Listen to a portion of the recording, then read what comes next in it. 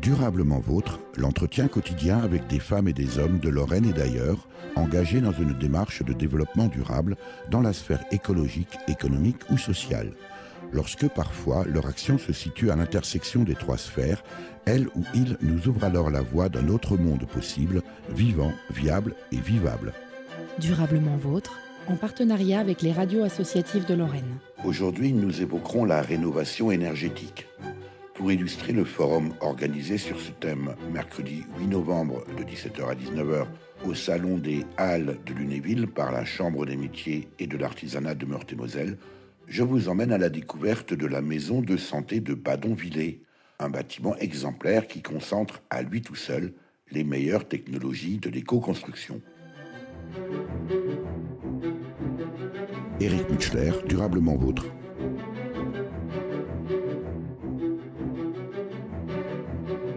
Didier Gaillot et Johan Mertz, vous êtes tous les deux chargés de développement économique à la Chambre des métiers et de l'artisanat de Meurthe-et-Moselle. Et si nous sommes ici avec vous à la maison de santé de Badonvillers, c'est parce que vous organisez un forum sur la rénovation énergétique qui aura lieu mercredi 8 novembre de 17h à 19h au Salon des Halles de Lunéville. Mais avant de rentrer dans le détail, on le verra tout au long de cette émission, sur ce forum, j'aimerais que vous nous présentiez précisément le rôle et les missions de la Chambre des métiers et de l'artisanat de Meurthe-et-Moselle. Qui veut commencer? Didier Gaillot, peut-être? Oui, je vais peut-être y aller. Donc, ce qui sera important pour moi, à mes yeux, de souligner, c'est le poids économique de la Chambre de métiers et de l'artisanat de Meurthe-et-Moselle.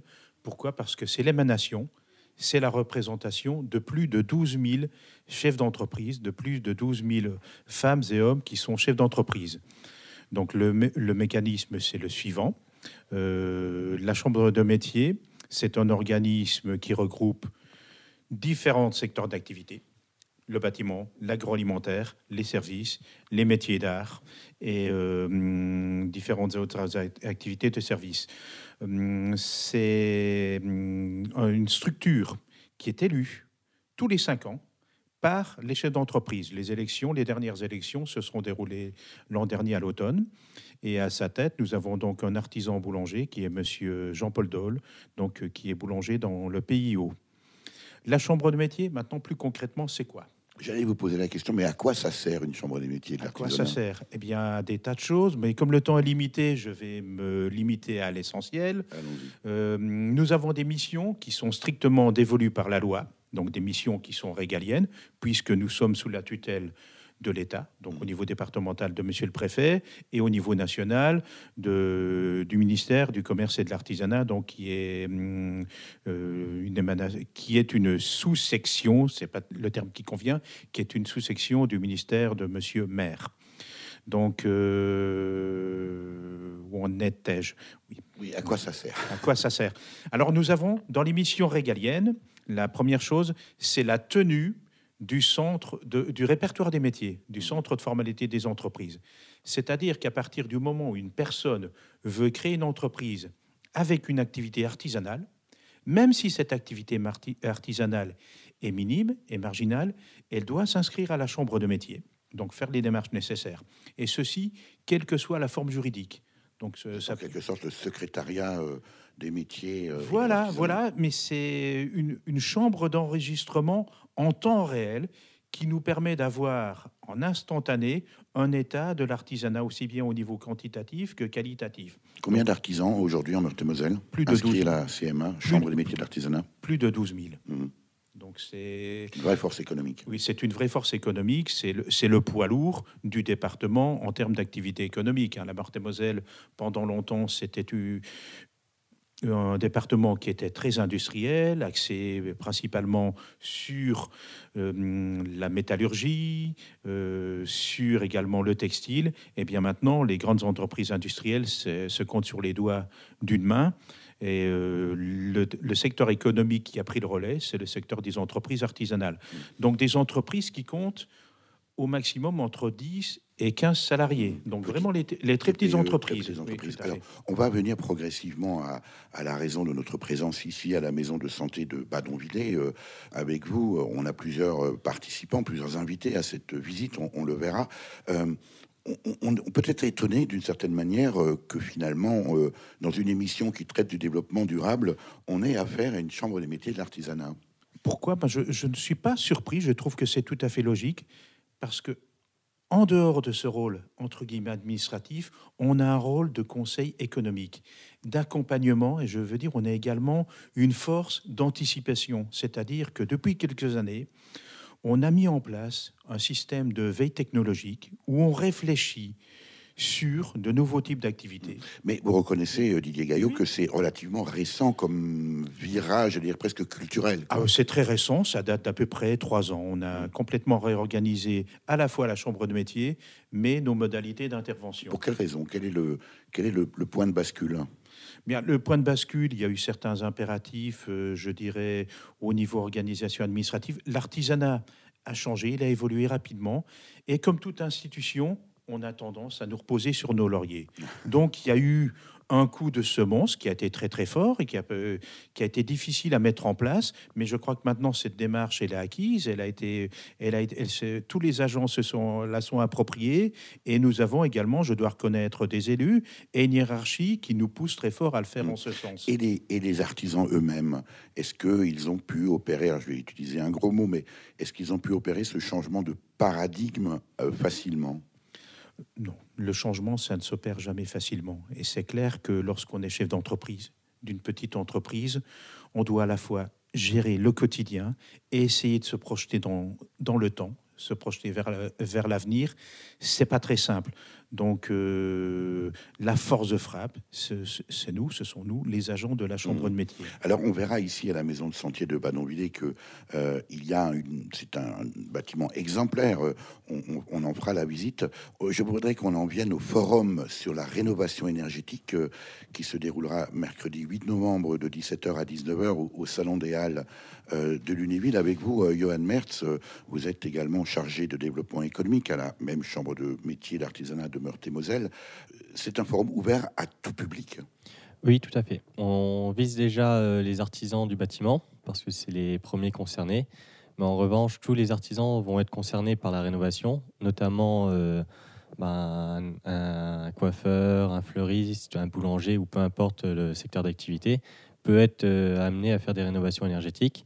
Donc là, c'est l'organisation du forum sur la rénovation énergétique et l'occasion de découvrir des nouvelles technologies, de rencontrer des artisans qui sont acteurs de la rénovation sur le territoire et aussi découvrir des nouveaux matériaux qu'on ignore aussi. Parce qu'il y a encore une certaine résistance, une forme d'a priori sur les nouveaux matériaux qu'on appelle les matériaux biosourcés. On y reviendra un peu plus loin. Les fameux artisans qui sont présents, les artisans de la rénovation énergétique, est-ce qu'ils sont aujourd'hui nombreux en Meurthe-et-Moselle, Johan Mertz? Oui, après, on recense aussi ceux qui sont qualifiés. Donc, tous ceux qui possèdent la qualification RGE pour reconnu garant de l'environnement, excusez-moi. Ces artisans en fait peuvent proposer à leurs clients des crédits d'impôt ou des aides de l'État. Donc c'est seulement grâce à cette qualification ou cette mention que les clients ou le particulier peuvent bénéficier de ces aides. Et comment est-ce que l'artisan obtient cette qualification? Donc ça passe par 3 jours de formation, 3-4 jours de formation, plus un dossier à remplir avec des références de chantier, pour justement attester qu'ils savent travailler ensemble sur une rénovation globale.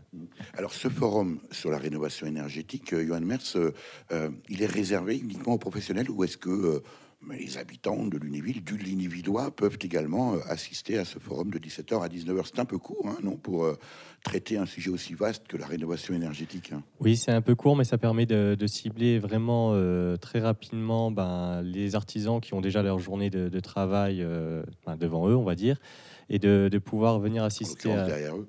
Ah oui, derrière eux, oui, et de pouvoir assister à ce forum pour déjà prendre des contacts. Et le but, c'est déjà d'initier un peu la démarche et de mettre en relation des entreprises. C'est la première fois que la Chambre des métiers et de l'artisanat de Meurthe-et-Moselle organise un tel forum, Johan Mertz. C'est la deuxième édition. On avait organisé un forum l'année dernière sur le secteur de Nancy. Donc là, pour un peu changer de public et de territoire, on organise en partenariat avec le Pays de Lunévillois le forum sur le Lunévillois. Combien de personnes sont attendues à ce forum? On attend une centaine de personnes, donc que ce soit des artisans, des élus ou même quelques particuliers, mais on ne va pas forcément cibler la communication aux particuliers, au grand public. Pourquoi ne pas privilégier aussi le grand public? C'est un choix. Tout à fait, c'est un choix parce que d'autres organismes font des forums ou des conférences à destination du particulier. Vous pensez par exemple aux espaces Info-Énergie, par exemple? Oui, tout à fait. Ils ont quand même beaucoup de manifestations qui ciblent, ou même les plateformes de rénovation énergétique qui ciblent le grand public. Et ce n'est pas notre volonté d'accompagner, de cibler les particuliers en priorité. À l'heure où les gens s'éveillent, à l'heure des poules, l'heure des foules. La rue était pleine de soleil, j'ai pris le train de 7h20. Descendu dans un village, sentais le bois, sentais le sapin. J'entends le pic-bois dans son arbre, je me sens loin mais je me sens bien. Laisse-moi prendre venir en ville, tape-moi sur ma tête de bois.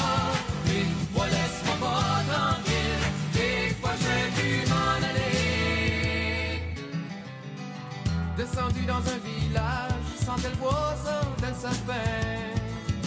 J'suis tombé comme un orage, en plein été des Indiens. J'ai rien amené avec moi, juste mon billet de retour. J'ai eu le goût de le déchirer, le pic-bois m'a joué un tour. Laisse-moi parvenir en ville, tape-moi sur ma tête de bois.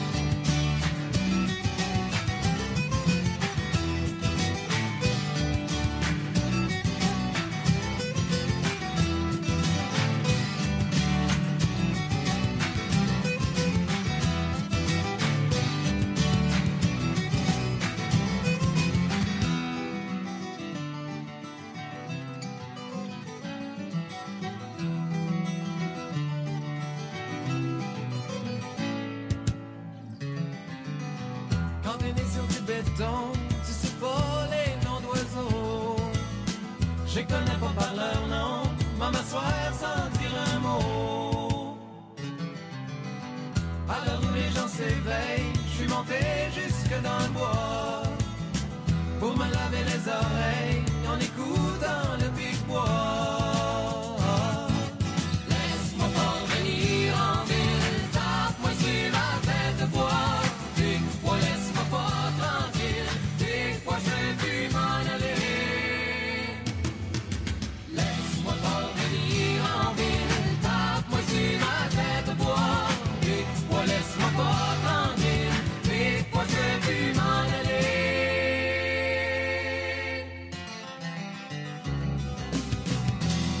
Durablement vôtre, Éric Mutschler. Nous sommes toujours à la maison de santé de Badonvillers.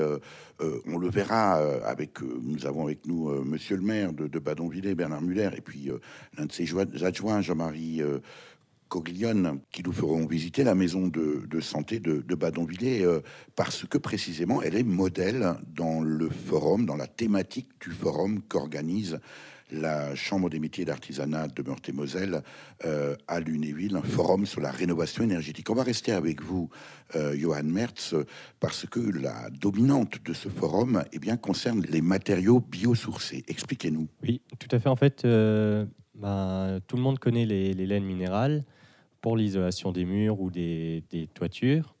En revanche, Les minérales, c'est la laine de verre ou la laine de roche qu'on retrouve très fréquemment dans les rénovations. On avait la volonté de pas prendre ce parti. Pourquoi ? Pour justement faire découvrir des nouvelles ressources. Non pas que les matériaux laine minérale sont mauvaises ou pas, ce n'est pas la question. C'est juste de faire découvrir des nouvelles techniques, des nouvelles mises en œuvre et aussi des nouveaux matériaux qui sont peut-être disponibles des fois sur notre territoire. Alors, en quoi sont-ils biosourcés, Johan Mertz ? Et les matériaux biosourcés, en fait, c'est tout ce qui est naturel, donc qui proviennent soit de la matière animale ou végétale. Et biosourcés parce que j'imagine que ça se renouvelle aussi. C'est ça, c'est au niveau du recyclage ou de la réutilisation des matériaux. Le recyclage peut être utilisé. Et possible. Alors, parmi ces matériaux biosourcés dont il va être question au forum sur la rénovation énergétique, mercredi 8 novembre à Lunéville, des exemples, parce que j'imagine que ces matériaux-là sont aussi nombreux. Oui, on peut citer la ouate de cellulose, le chanvre, le lin, la paille aussi. On a aussi du miscanthus, donc c'est... J'allais vous poser la question, c'est quoi le miscanthus ? Parce que je pense plutôt à une salade, moi, comme ça, a priori. Non, je non, avec le mesclun. ce n'est pas une salade, mais c'est plus comme des tiges de roseau, en beaucoup plus fin, qu'on peut réutiliser dans différents matériaux et différents formats aussi. Alors, on le verra dans la maison de santé de Badonviller que ces matériaux, en tout cas certains d'entre eux, ont été utilisés. Johan Mertz, quand on parle aujourd'hui à des artisans, je le rappelle, vous êtes vous-même chargé de développement économique à la Chambre des métiers d'artisanat de Meurthe-et-Moselle, quand on parle à des artisans qui ont utilisé pendant très longtemps la laine de verre, on va pas citer de marque non plus, de matériaux, et puis de l'agglo, on est dans le dur, quoi. Leur parler de roseau, de paille, ça fait sourire, non ? De temps en temps, oui. Après, là où on peut avoir des matériaux qui leur parlent, ça peut être la fibre de bois, par exemple, ou c'est des matériaux qu'ils ont l'habitude de côtoyer dans les matériaux de construction. Donc, c'est pas des changements. On peut retrouver les mêmes formats que la laine minérale au niveau des matériaux biosourcés. Donc, pour eux, la mise en œuvre, il y a des techniques de mise en œuvre qui ne changent pas foncièrement. Après, c'est sûr qu'une construction en paille, ça ne se voit pas tous les jours non plus, mais voilà, c'est pour leur dire que ça existe aussi et qu'ils peuvent proposer une autre gamme au niveau de leurs clients, au niveau de leur catalogue de produits. C'est élargir la gamme et c'est un avantage aussi pour eux. Alors, quand on parle de nouveaux matériaux, alors ils sont pas si nouveaux que ça, hein, puisque certains ont même été utilisés il y a très très longtemps. Hein. Évidemment, là, deux questions qui viennent à l'esprit tout de suite, c'est les qualités d'isolation, précisément les qualités techniques, et puis forcément le prix. Donc, au niveau des qualités techniques, bon nombre de matériaux biosourcés ont fait leurs preuves et ils sont dotés de fiches techniques, de documents techniques d'application ou de certification qui garantissent les mêmes caractéristiques thermiques et aussi une évolution dans le temps qui ne bouge pas. Donc un tassement, on peut parler des tassements des matériaux. Voilà, on retrouve les mêmes caractéristiques que d'autres matériaux minéraux. Donc de ce point de vue-là, Johan Mertz, vous nous certifiez que laine de verre, je ne sais pas moi, on va prendre le chanvre par exemple, on a les mêmes performances énergétiques. Oui, après il faut prendre par rapport à l'épaisseur des matériaux. Donc en fonction des matériaux, on aura une épaisseur différente, mais au final pour une même caractéristique thermique. La question du prix. La question du prix, on pense souvent à tort que les matériaux biosourcés sont plus chers, mais en fait, il faut raisonner plus sur l'environnement du bâtiment, la santé pour la mise en œuvre, les artisans qui vont poser des produits néfastes pour leur santé, on ne prend pas souvent en compte. Et pour le prix des matériaux, on a souvent des matériaux moins chers en matériaux biosourcés que matériaux pétrosourcés ou autres. On peut prendre par exemple la ouate de cellulose qui est à caractéristiques thermiques identiques et moins cher que d'autres minéraux. Est-ce qu'il y a, Johan Mertz, aujourd'hui des avantages, on va dire, fiscaux, par exemple, à utiliser des matériaux biosourcés? Parce que on se dit finalement, si j'utilise des matériaux biosourcés, je rends aussi un service à la collectivité en évitant de polluer, en évitant de stocker, même au moment de la déconstruction. On ne parle plus de démolition maintenant, on parle de déconstruction. Finalement, le prix peut-être qui est un tout petit peu plus cher, on le verra avec vous, monsieur le maire, tout à l'heure. Finalement, dans le temps, c'est un gain, y compris pour la collectivité. Est-ce que la collectivité participe à cet effort? Pour l'instant, on a très peu de retours par rapport aux gains des collectivités sur les déchets. En revanche, c'est plus un raisonnement sur le long terme et une analyse de cycle de vie de la production à destruction, réutilisation, réemploi des matériaux qui est possible. Donc, c'est pas forcément à court terme qu'on aura des impacts sur le prix des ordures ménagères ou des déchetteries. Mais j'espère que ça va évoluer dans le temps et très prochainement. Il y a là un vaste chantier à ouvrir. Comment se fait-il que ces matériaux biosourcés, alors on les appelle aujourd'hui matériaux biosourcés, mais après tout, quand on construisait une maison à colombage, c'était une structure bois avec là aussi des matériaux biosourcés, on n'a rien inventé. Comment se fait-il, Johan Mertz, que ces matériaux-là aient été abandonnés au profit précisément de ces matériaux pétro-sourcés, donc qui trouvent leur origine dans le pétrole? C'est aussi à cause de l'évolution industrielle. Donc on a la possibilité de produire de très grandes quantités très rapidement avec les matériaux pétro-sourcés. Donc le prix en est fortement diminué une fois qu'on a des grandes quantités. Donc voilà, on a de plus en plus délaissé ces matériaux, les matériaux biosourcés qu'on utilisait à l'époque. Mais maintenant, on les réutilise et on se rend compte que les techniques ancestrales reviennent au goût du jour avec notamment des innovations et même on peut trouver des mix en isolant où on inclut directement dans le béton des matériaux biosourcés pour améliorer les performances. Et puis on peut imaginer aussi que les producteurs de pétrole avaient un lobby très bien organisé pour imposer ces produits-là. Johan Mertz, les produits, les matériaux biosourcés, est-ce qu'on peut parler de circuits courts de matériaux biosourcés? Pour certains cas, oui. Bien souvent, c'est des matériaux qui sont produits en France. La France est le premier producteur de chanvre avec 50 000 tonnes de chèvre-note en chanvre. Le chèvre-note, c'est le matériau final. Oui, issu du chanvre. Donc il y a deux parties. Il y a la paille de chanvre ou le chèvre-note. Voilà, la France est le premier producteur. Après, il y a d'autres matériaux comme le liège. C'est produit essentiellement au Portugal. Mais ça reste quand même sur des circuits courts européens. Voilà, sur transfrontalier, on va dire. Qu'est-ce qu'on peut imaginer? Alors, une chose peut-être également qu'on peut préciser, Johan Mertz, c'est que quand on n'est pas sur du biosourcé, on tape dans les réserves. On sait aujourd'hui que le sable devient une ressource rare.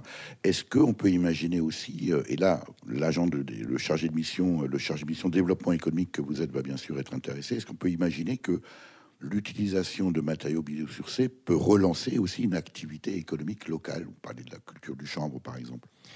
Oui, je l'espère fortement. Il faut savoir que les matières premières utilisées pour la construction représentent 38% des consommations au niveau mondial. Donc rien que pour le bâtiment, et ça doit être près de 20% pour l'énergie. Donc c'est des ressources qui ne sont pas durables dans le temps, et il faut en prendre conscience dès aujourd'hui pour trouver des solutions alternatives.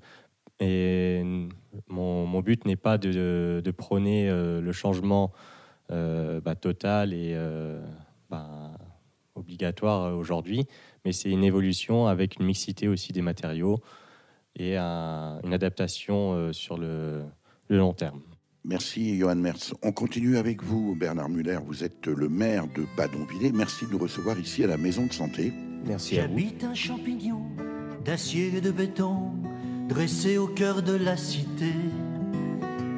Du haut de mon balcon, j'aperçois l'horizon et je commence à voyager. Et toi, dis-moi comment tu vis, dans quel village, dans quel pays, abri de paille ou de béton, à quoi ressemble ta maison?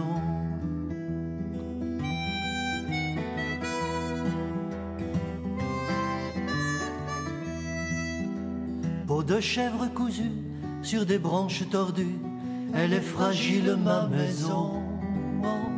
Du Mali au Niger, à travers le désert, elle suit les hommes quand ils s'en vont.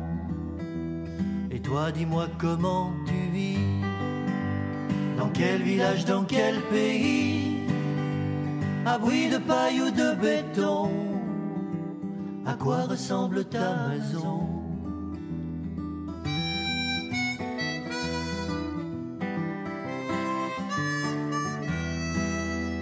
De Pologne en Espagne, tiré par un cheval, grand-père a traîné sa maison.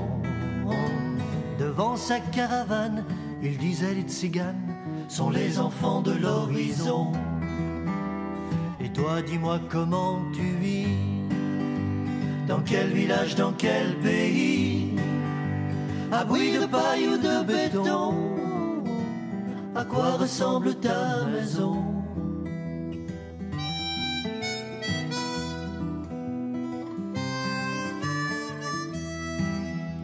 Enfant des bidonvilles, du Chili, du Brésil, n'a pas connu d'autre maison qu'un abri de misère fait de tôle et de pierre, 3 murs en planche, l'autre en chiffon.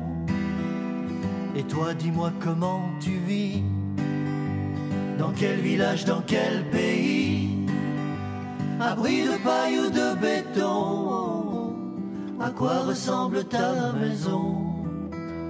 Et toi, dis-moi comment tu vis, dans quel village, dans quel pays, abri de paille ou de béton, à quoi ressemble ta maison?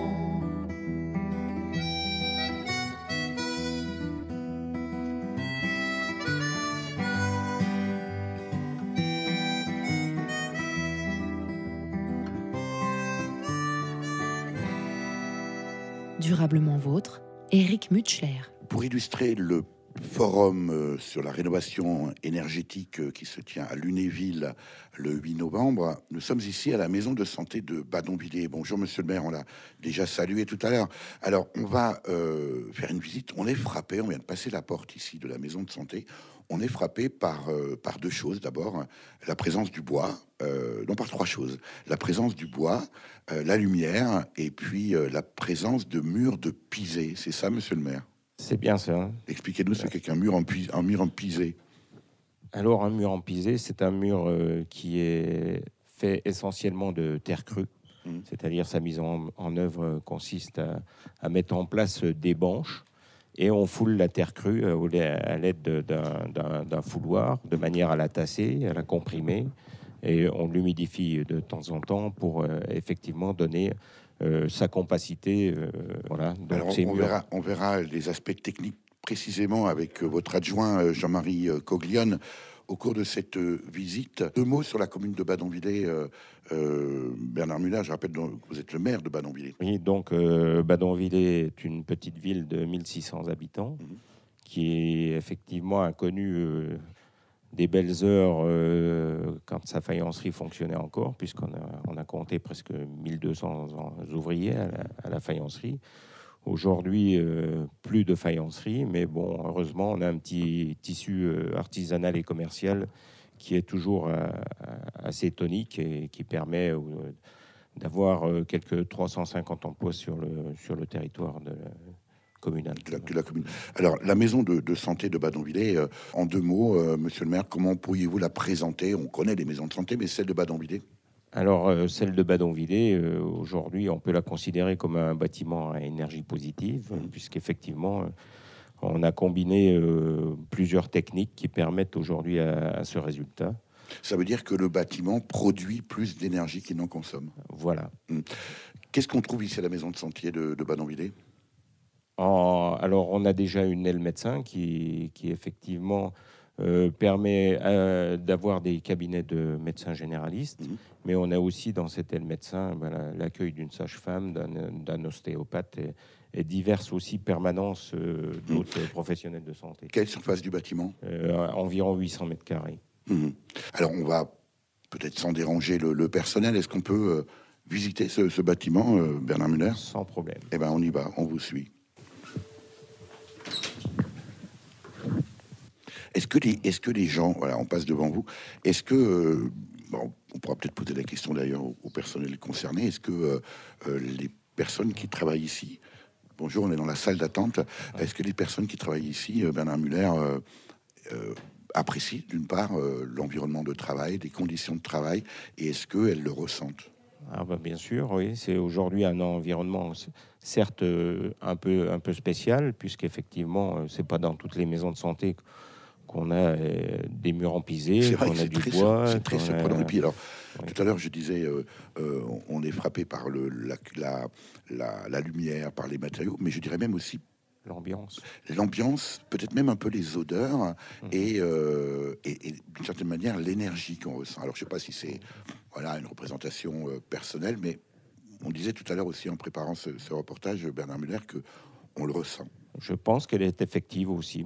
Pour moi, chaque fois que je rentre à la maison de santé, je ressens effectivement. Après tout, c'est quand même la moindre des choses, non, pour une maison de santé, de se sentir bien. Oui.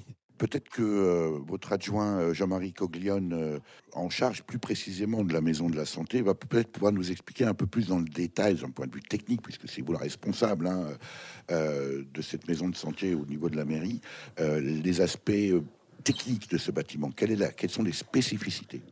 Alors moi je traite principalement la partie ventilation, je veux dire, la partie centrale de soufflage qui alimente tout le bâtiment sur l'ensemble, chaque pièce. Donc le but nous sommes fixés, c'est d'apporter un confort maximum à tout le personnel, qu'il soit médical ou les gens qui viennent en visite, bien sûr. Et nous essayons aussi de gérer au mieux tout ce qui est le purement technique, c'est-à-dire d'apporter comment je pourrais dire, d'apporter une efficacité par rapport au matériel que l'on a à disposition. Alors, comment s'est opérée la construction? C'est un bâtiment qui date de quelle période? Et puis, comment vous avez procédé? Parce qu'on est vraiment dans une démarche singulière de ce point de vue-là. Alors, le bâtiment a été mis en service en 2013. Et donc effectivement, durant tout le projet, moi je le suivais principalement au niveau du conseil municipal. Je ne l'ai pas suivi directement sur place, mais donc on a pu avoir une évolution technique apportée par le bureau de l'architecte, qui nous a fait évoluer le bâtiment au fur et à mesure de sa construction, et puis donc d'apporter des éléments nouveaux au fur et à mesure à chaque fois.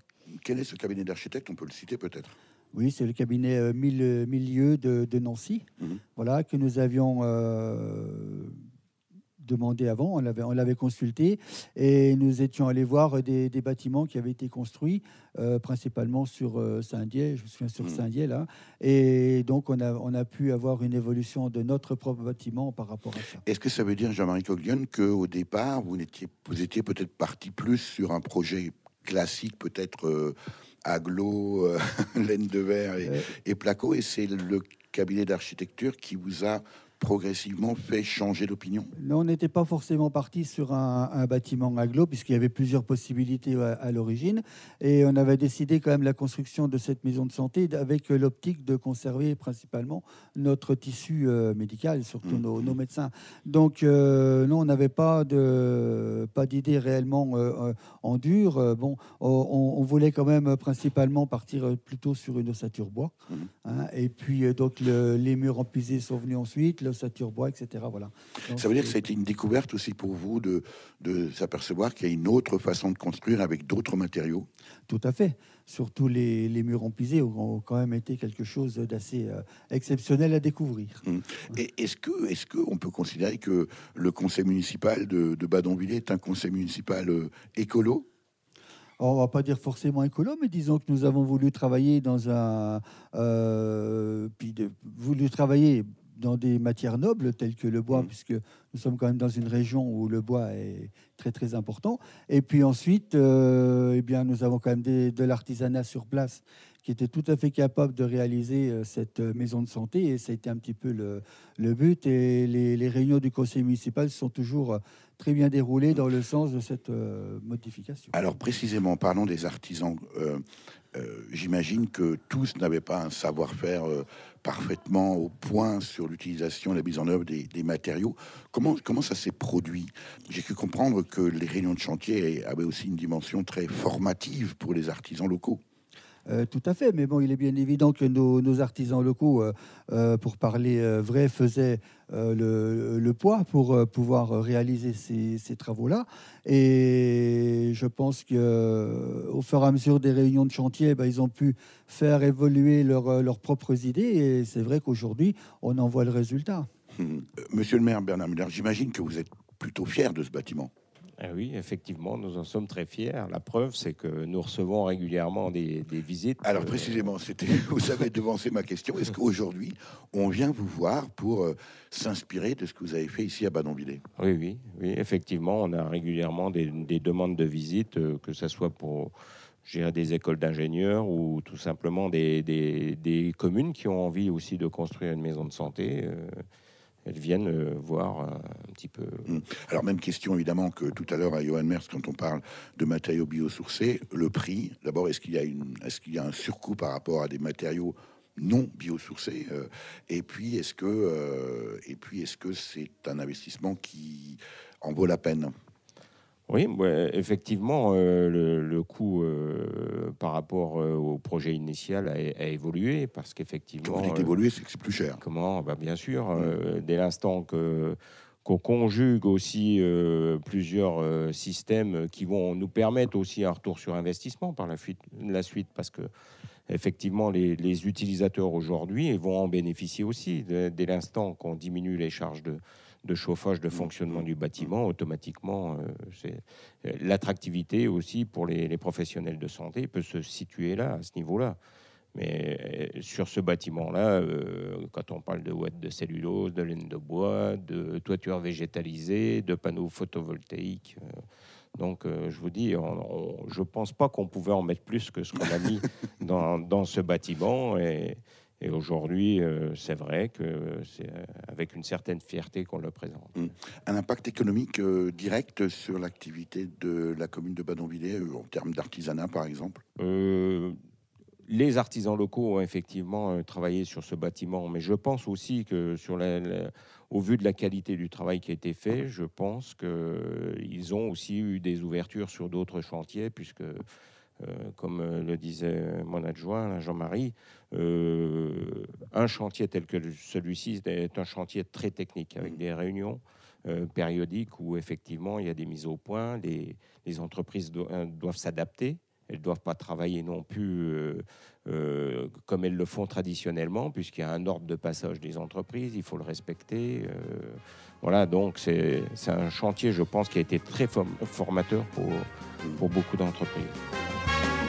Ils mènent une vie sans excès, font gaffe à tout et se surveillent de près. Avoir un corps parfait, c'est un sacerdoce, mais leur capital santé mérite des sacrifices. Ils boivent de la bière sans alcool, elles mangent pas de viande, ça donne du cholestérol. Ils boivent leur café décaféiné avec du sucre désucrifié. Est-ce de ma faute à moi si j'aime le café et l'odeur du tabac?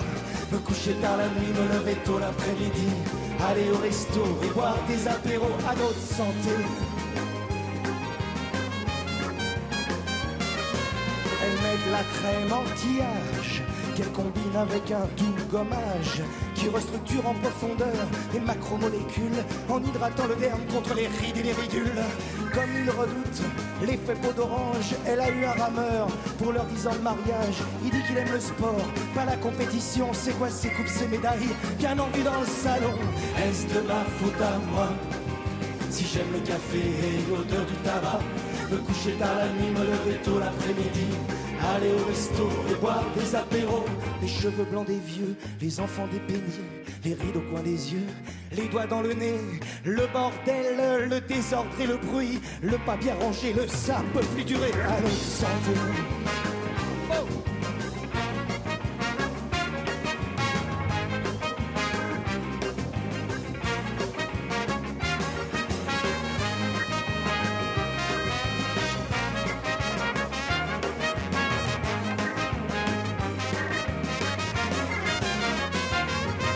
Parfois un criminel allume une cigarette, elle le fusille du regard et court vers la fenêtre, elle dit à de l'air, c'est vivifiant et aspire à plein poumon tous les bons gaz d'échappement. Il a des bombes qui vaporisent du poison contre tous les insectes de la création. Il faut éradiquer tout ce qui apporte des maladies. Il a des doutes sur ses voisins, mais les tuer c'est interdit. Et ses voisins, j'en fais partie. Si j'aime le café et l'odeur du tabac, me coucher tard la nuit, me lever tôt l'après-midi, aller au resto et boire des apéros, est-ce de ma faute à moi? Si j'aime le café et l'odeur du tabac, me coucher tard la nuit, me lever tôt l'après-midi, aller au resto et boire des apéros à nos santé.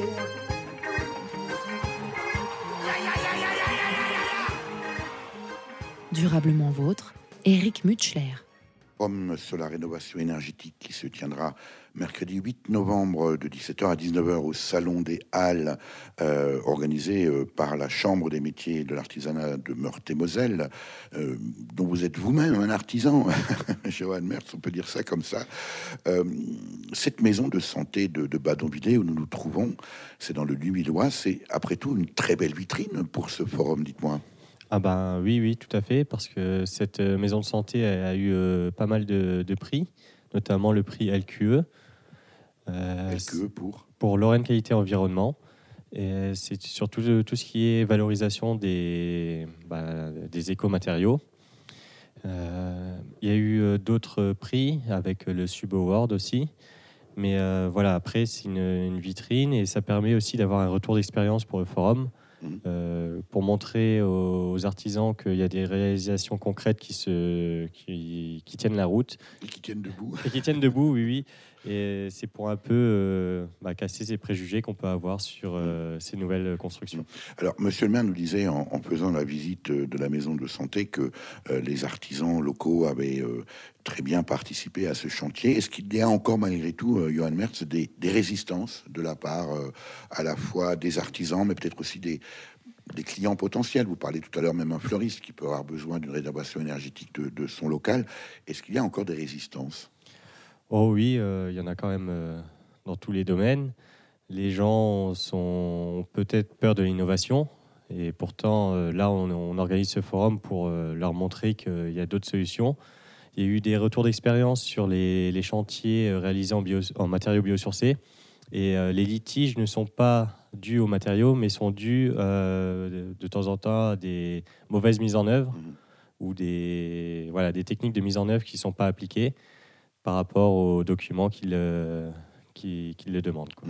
Si je suis artisan dans le Lunévillois et d'une façon plus générale en Meurthe-et-Moselle, Johan Mertz, c'est que je m'intéresse à cette démarche. Comment je fais pour me former aux matériaux biosourcés, à la mise en œuvre de toutes ces nouvelles, on peut dire, technologies de rénovation énergétique?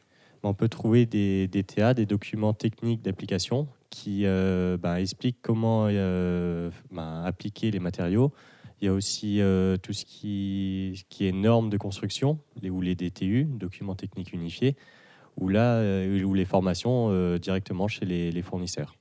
Donc certains fournisseurs font des formations régulières pour donner les techniques, quels sont les conseils, dans quel cas on peut les appliquer, dans quel cas il ne faut pas les appliquer, parce que dans certaines constructions de bâtiments anciens, c'est très compliqué de rénover tout seul.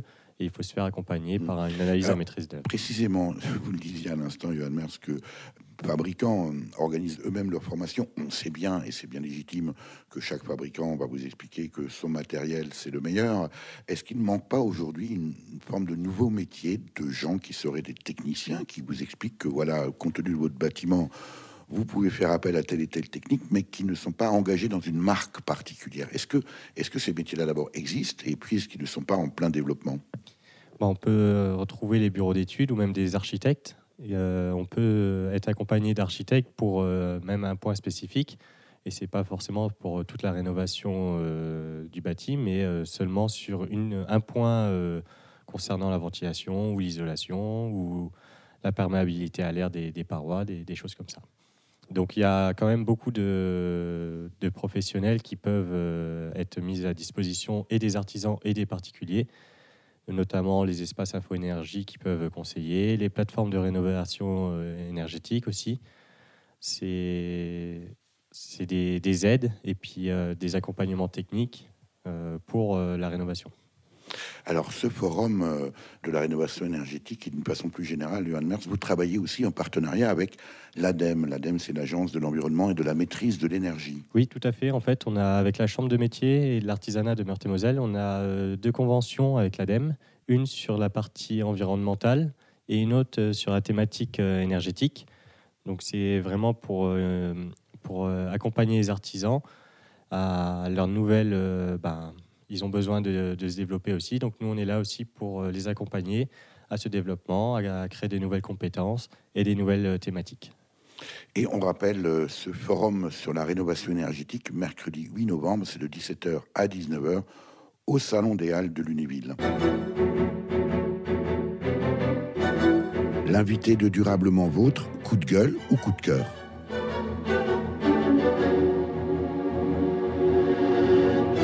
Un chantier comme celui de la maison de santé de Badonvillers nécessite des groupements d'entreprises. C'est le choix groupé de votre coup de cœur que vous avez réalisé, que vous avez souhaité pousser ici à la maison de santé de Badonvillers. Qui veut commencer? Didier Gaillot, peut-être sur l'intérêt de ces groupements d'entreprises. Oui, avec plaisir. Disons qu'à l'heure actuelle, si on devait définir en 2 mots l'économie, on est dans un univers incertain, où c'est difficile de prévoir l'avenir, c'est difficile de dresser des plans de développement. Un des axes politiques forts de la Chambre de métier, c'est de promouvoir l'économie collaborative, c'est de promouvoir les démarches groupées. Ça permet aux artisans, sans toucher à leur structure organisationnelle, à leur mode de fonctionnement, de tisser des partenariats avec d'autres entreprises. Ça va avoir pour premier résultat de réaliser des économies de coûts. Bon, par exemple sur des achats, en passant des achats groupés. Ça peut leur permettre aussi d'avoir recours au travail partagé, aux salariés à temps partagé. Et il y a un intérêt évident aussi, pour répondre à des chantiers, une entreprise qui est spécialisée sur un corps de métier unique, elle ne peut pas forcément répondre à une offre globale. Par contre, si elle joue l'association, si elle joue le partenariat avec tout corps de métier, elle sera en mesure de le faire, donc de gagner des nouveaux marchés, de gagner du chiffre d'affaires et d'apprendre à travailler avec les autres. Et je crois qu'au niveau pédagogique, c'est hyper important. Monsieur le maire Bernard Muller, à Badonvillers, ici pour la maison de santé, vous avez eu recours, est-ce que les artisans ont répondu en se groupant précisément? Alors, effectivement, dans certaines réponses, je dirais un appel d'offres. Bien souvent, les entreprises, on leur demande dans le lot qui est prévu d'avoir plusieurs compétences. Et lorsque l'entreprise n'a pas toutes ces compétences prévues dans le lot, en général, elles font appel à ce qu'on appelle un sous-traitant, ce qui fait... C'est un groupement, si on peut dire, mais je veux dire, qui permet de pouvoir candidater sur certains lots. Alors, en tant que collectivité, vous êtes évidemment soumis aux règles des appels d'offres. Est-ce qu'aujourd'hui, Bernard Muller, est-ce que les appels d'offres vous permettent, par exemple, de recourir à des artisans locaux? Oui, aujourd'hui, je pense qu'effectivement, on a le devoir, nous aussi, en tant qu'élus, un peu de les protéger. Oui, mais est-ce que les règles du marché public vous permettent de les protéger précisément? Pas toujours. C'est vrai que tout dépend des appels d'offres. Vous avez des appels d'offres et surtout de la hauteur des appels d'offres, puisqu'effectivement, il y a des tranches sur lesquelles, effectivement, sur certains marchés, vous pouvez consulter localement des entreprises. Jean-Marie Coglione, en tant que chargé de la maison de santé, en votre qualité d'adjoint au maire de Badonvillers, une remarque sur ces fameux groupements d'entreprises? Bien, moi, ce que je constate techniquement parlant ici, c'est qu'effectivement, le travail qui a été réalisé sur place est quelque chose d'assez exceptionnel. Parce qu'effectivement, quand on connaît un petit peu le travail manuel, comme c'est un petit peu mon cas, on se rend compte qu'effectivement, il y a eu besoin d'une collaboration entre les différents services, les différentes comment je dirais, entreprises. Voilà, et bon, et le résultat est tout à fait extrêmement satisfaisant. Johan Mertz, une réalisation comme celle de la maison de santé de Badonviller, est-ce que ce n'est pas aussi d'une certaine façon une manière de redonner du sens à l'artisanat? Ah bah, tout à fait. On revient au sens premier de l'artisanat où là, on est vraiment dans la technique et un savoir-faire, des compétences, mais aussi un relationnel humain entre entreprises.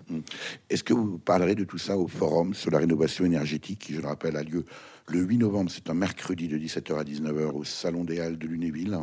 Oui, on va aborder toutes ces thématiques et on va mettre en avant nos artisans et les techniques, les nouvelles techniques de mise en œuvre qui peuvent être sur les matériaux biosourcés, mais aussi d'autres rénovations énergétiques. Et puis, la rencontre ne se termine pas à 19h. Non, il y aura un cocktail dînatoire pour continuer les échanges et faciliter les échanges, les discussions avec les artisans, les élus et éventuellement des particuliers. Merci à tous les quatre et en particulier à vous, monsieur le maire Bernard Muller, maire de Badonviller, pour votre accueil à la maison de santé de Badonviller. Merci à vous également. Pour en savoir plus sur le forum de la rénovation énergétique organisé par la Chambre des métiers et de l'artisanat de Meurthe-et-Moselle, qui se déroulera à Lunéville mercredi 8 novembre de 17h à 19h au Salon des Halles, rendez-vous sur www.cma-nancy.fr. Vous avez pu écouter dans l'ordre Le Pic-Bois du groupe canadien Beau Dommage, paru sur l'album éponyme sorti en 1974, À quoi ressemble ta maison de Gilles Pauget, paru sur l'album Bonjour les amis, sorti en 2000, et enfin À notre santé de Bruno Nicolini, alias Benabar, paru sur l'album du même nom, sorti en 2001. À la technique et au montage, Véronique Olivier. Vous pouvez réécouter cette émission dès la semaine qui suit sa première diffusion sur le site www.durablementvôtre.fr.